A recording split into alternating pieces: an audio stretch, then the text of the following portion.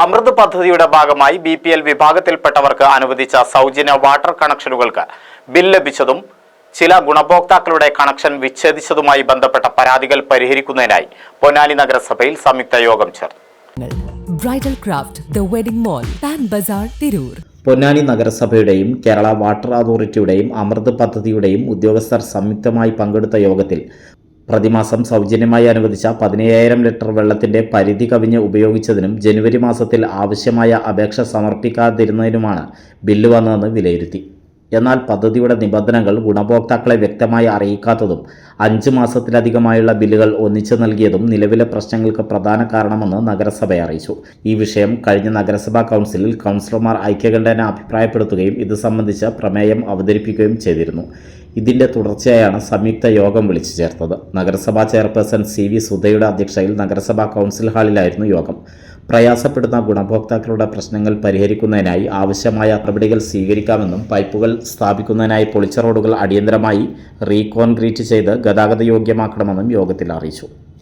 ജനങ്ങൾക്ക് ഉപകാരപ്രദമായ രീതിയിൽ ആണ് നമ്മൾ ലക്ഷ്യം വെച്ചിട്ടുള്ളത്. പക്ഷെ അതിൻ്റെ നേരെ വിപരീതമായിട്ട് നെഗറ്റീവായിട്ട് മാറി എന്നുള്ളതാണ് ഈ പദ്ധതി.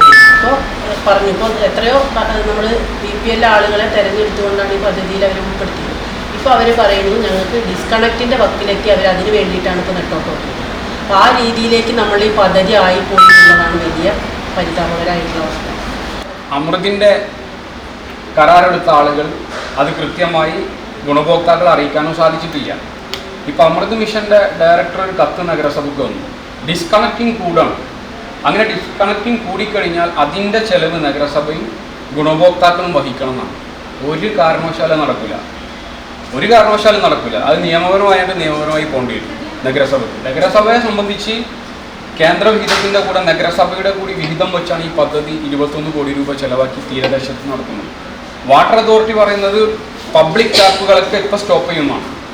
പബ്ലിക് ടാപ്പുകൾ സ്റ്റോപ്പ് ചെയ്യുകയും ഗുണഭോക്താക്കൾ ഈ ബില്ല് വന്നു കഴിഞ്ഞാൽ അവരെ സംബന്ധിച്ച് അത് ഡിസ്കണക്ട് ചെയ്താൽ കുടിവെള്ളം തീരദേശത്ത് നിശ്ചലമായി.